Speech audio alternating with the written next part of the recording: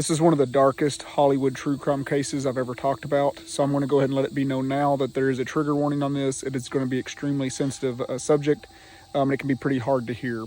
So this is actually the case of Fran Drescher. You probably know her from The Nanny and other 90s and 2000s sitcoms. Her and her husband, Peter Jacobson, were actually sitting down having dinner with a family friend when two armed men just kicked in the door and then held them at gunpoint. Now, this was not late. They were sitting around having dinner, talking about an upcoming wedding that was going to happen. And while they were sitting there, they just got the door kicked in on them. I cannot imagine how such a normal, average night turned to this. You know, they weren't out at a party. They weren't in an unfamiliar setting. They were at their home that they had been living at when two armed men just kicked in the door. They didn't try to hide. They didn't try to be sneaky. And they held them at gunpoint. Now, it only gets darker from there, and this is where I'm giving you your last warning to turn away from this video now.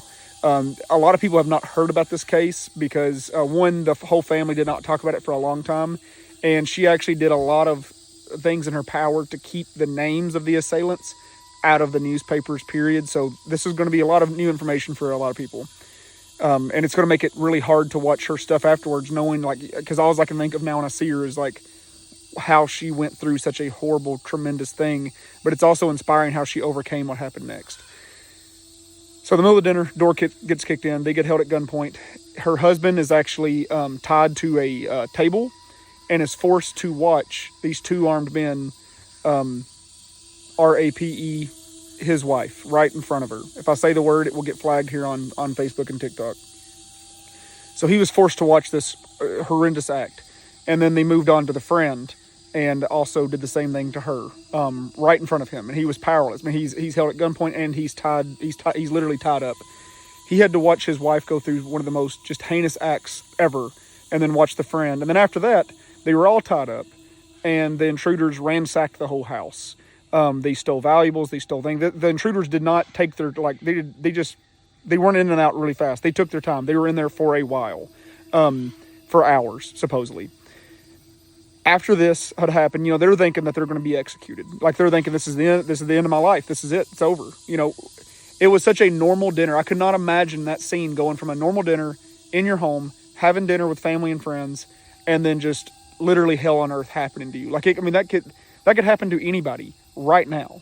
Like, and their doors were locked. The door was kicked in. I mean, you just never know what somebody is going to do out there, what somebody is thinking, and what they are capable of doing. The intruders, luckily, they left. They were not found for almost a year. So Fran and her husband, Peter, actually moved in with Dan Aykroyd. I mean, another famous actor, you know, from Ghostbusters and from The Unexplained. There's, countless movies. And they moved in with him and his wife because they were terrified because these people did not get caught for nearly a year. Once again, I cannot even find their names or I would put their mugshots up on here. But she, like I said, she did everything in her power so it would not be talked about on, like, mainstream media. She didn't care about, like, she talked about what happened to her, but she did not want the assailants mentioned because she did not want them to get any kind of notoriety or fame or be included in any kind of documentary that might come out in the future or, you know, anything like that. She did not want them to gain anything off that.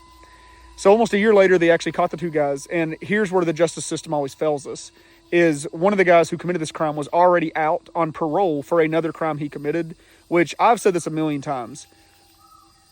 Why do we when people commit violent crimes, why do we let them out on parole? Oh, you're good behavior, we're going to cut your sentence down early. No, they're just pretending. It's like when a kid gets in trouble, so you'll give them a little bit more leniency.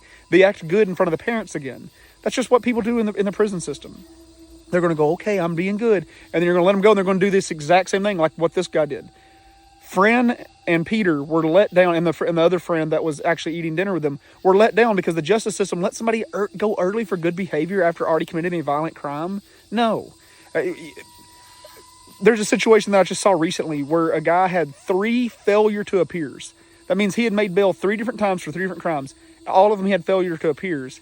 And then the 4th time he got arrested, they let him out on bail again. I'm like, what are you doing? You know he's not going to come back. He's just going to run again. I mean, because obviously. And that's something I saw in real life here in Seminole, just like the other day. So anyhow, back to the case. She, her and her husband go to therapy over this, obviously. It ends up leading them to get a divorce way later because the husband, during all this therapy, and years and years and years of therapy, actually comes to the revelation that he's gay. He was saying that maybe it was suppressed feelings that he had from before, that these brought to the surface. But either way, he explored that through therapy, and they ended up ultimately getting a divorce later on. And then she herself talked about for years afterwards, she didn't feel like herself. It took all of her confidence away. It took all of her friendliness away. She would just want to shut herself away from the world, because, she felt so violated in her own home, and for obvious reasons. I mean, that's supposed to be the safest place in the world is your own home. And these people just kicked down the door in a matter of seconds and were in doing what they wanted to do. Like I said, moving forward, she didn't want their names ever in the media. You can look up her interviews on this. You can look up her husband's interviews on this. But she did not want them to ever gain any notoriety. So even if you find their names, don't put it in the comments and don't put their mugshots up, because that's not what she wanted. And at the end of the day, it's something that, should be respected. But, it's just crazy how that could happen to anybody at any time. I mean, rich, poor, middle class, no one's truly safe at the end of the day. It's a horrible thing that had happened. It's just crazy because I'd never actually heard that. And, if you see her interviews of her, watch her on shows, she has such a positive outlook on life. So many people would have let this destroy them and never get back up from it. So I think that's just so commendable that, she not only persevered through that, but is a huge inspiration to so many people. If you guys like hearing true crime stories or conspiracies or weird spooky stuff, follow our podcast. It's called Matt from Nomads on Spotify and Apple Podcast, and Nomads Animal Reserve on YouTube.